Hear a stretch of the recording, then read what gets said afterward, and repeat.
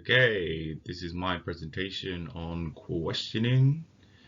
I stole this idea of Ashley's. Thank you, Ashley. So I'm just going to go through what I have discovered.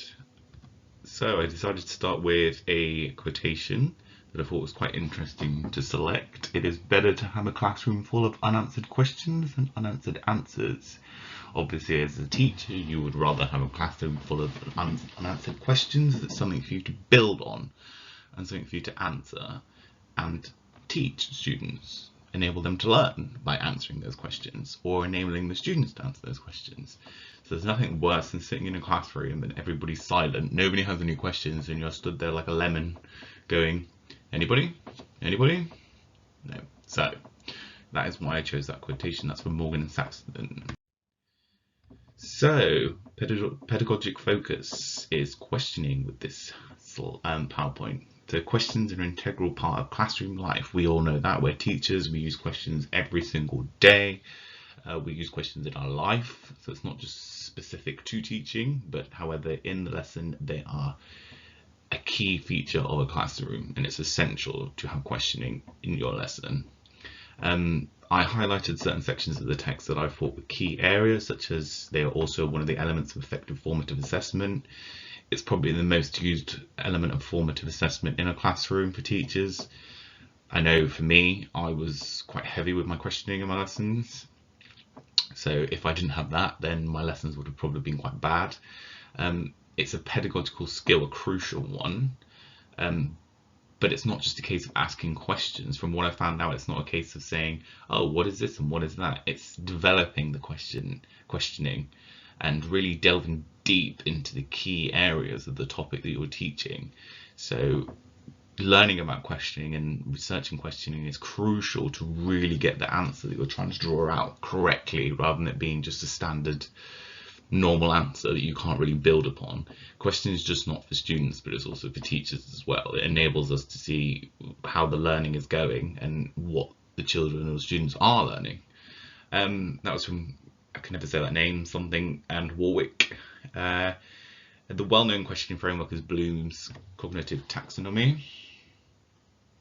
Why did they taxonomy? Taxonomy. But again, this is something that's quite traditional, that's been revised throughout the years. As we can see here, that Anderson Krathwohl revised the hierarchy or the order in which Bloom created his cognitive taxonomy. So here I have, in this 6-level hierarchy, lower order questions guard comprehension, medium level guard knowledge application, and higher order question elicit synthesis, analysis, and evaluation. Is quite interesting that we use the keyword synthesis, analysis, and evaluation, especially in relation to English. This actually goes towards AOs, so gaining marks. You need to be able to synthesize, analyze, and evaluate a text. So it's something you should be doing throughout your lesson, and therefore questioning enables you as a teacher to hit those goals of possibly answering those, your students answering the AO marks or gaining those marks, because you are using higher order of questioning. Therefore, you're answering the question by synthesizing, analyzing, evaluating what you are studying. So it's quite helpful to have that there in relation to specifically English assessment objectives. Okay, as you can see here, we have the trigger word linked to Bloom's taxonomy. So we have knowledge, comprehension, application, analysis, synthesis, and evaluation. So there we go. I'm not going to read them all out because we know what they are, but here it gives you a nice little clue of what you could be using in your lesson or have it in front of you on your desk to help you complete your lesson. Things to consider.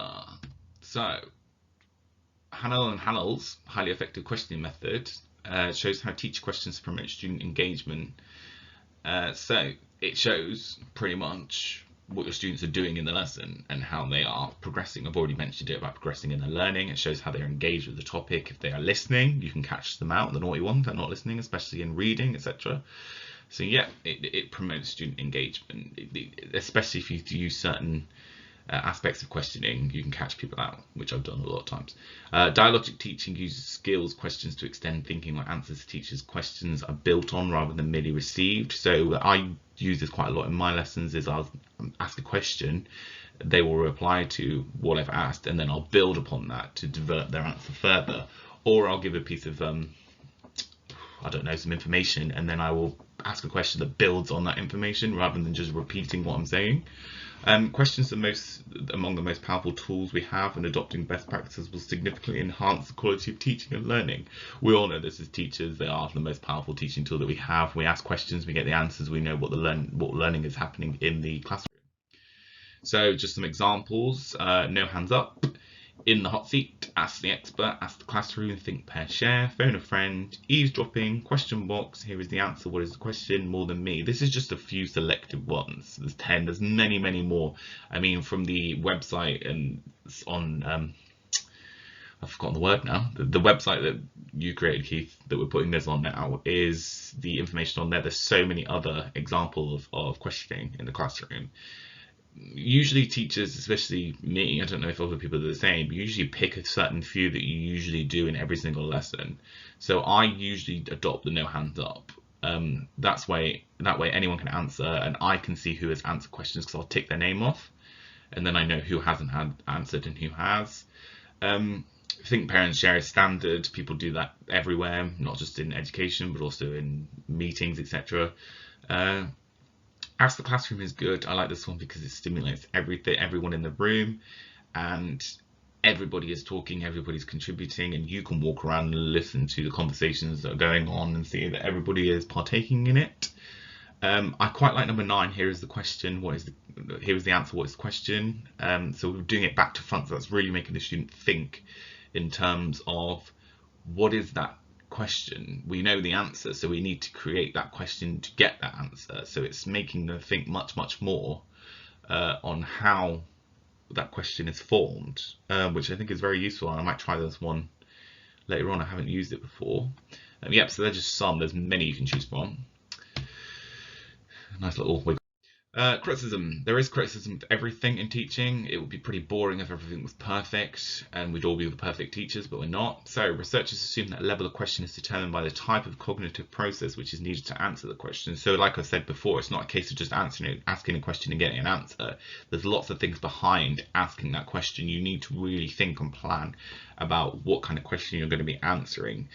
Otherwise, is learning really happening if someone's saying an answer that's been repeated many times and they've just memorized the answer?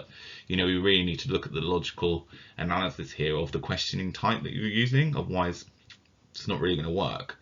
The effects of teachers' questions can never be explained in terms of objective frequency, since the effects are a result of interaction among the qualitative factors, such as the question's purpose, content, timing, and cognitive characteristics of the learners. Again, that's building on what I've said before, that we need to look at all those things: the purpose, the content, the timing, and the characteristics of that learner. Everybody is different. Everybody works things out differently. So you need to take into account all those factors to really use or utilize questioning in the classroom. We need to look at everything. So planning is not just planning a lesson, planning is also planning those questionings as well. What makes learning effective is not a learning skill itself, such as note-taking, but the learner's way of using it. So learning questioning skills in general is different from actually raising relevant, meaningful questions which are consistent with the characteristics and level of the text. So again, it's all pretty much the same kind of criticism, is that people think questioning is just asking a question. It's not. There's a lot of skills needed in order to ask the right questions. So we need to look at the learner or the learners in the classroom and see what skills they have and how the questions that I'm going to ask or a teacher's going to ask are going to be relevant or meaningful to that lesson and to that learner. Anybody can ask a question, but when you know your students, you know their level and you know what they're working at, you really need to look at how relevant and meaningful that question is. If I'm teaching Jane Eyre, if I start asking a question about, I don't know, how old do you think Jane Eyre was at school? It's a pretty one standard answer and doesn't really help. It's not really relevant towards the text. It's just a question and they've answered it and they can learn it off by heart. But yeah, if I started asking relevant, meaningful questions about the context of Jane Eyre and the time in which Jane Eyre is set, we're delving a little bit deeper into, you know, answering that question in a more developed answer. Okay, further reading.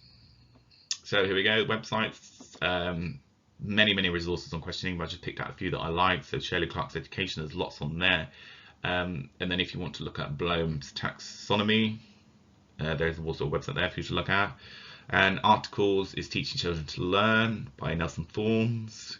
The Reading Teacher says complex questions promote complex thinking, and Psychology and Education, which I think the last one's quite important because you need to understand the psychology of education in order to further enhance your lessons in terms of these pedagogic skills. And my reference list there. So thank you very much. Hope you enjoyed. It ran over 10 minutes, which I can't believe it did, but there we go. So thank you all.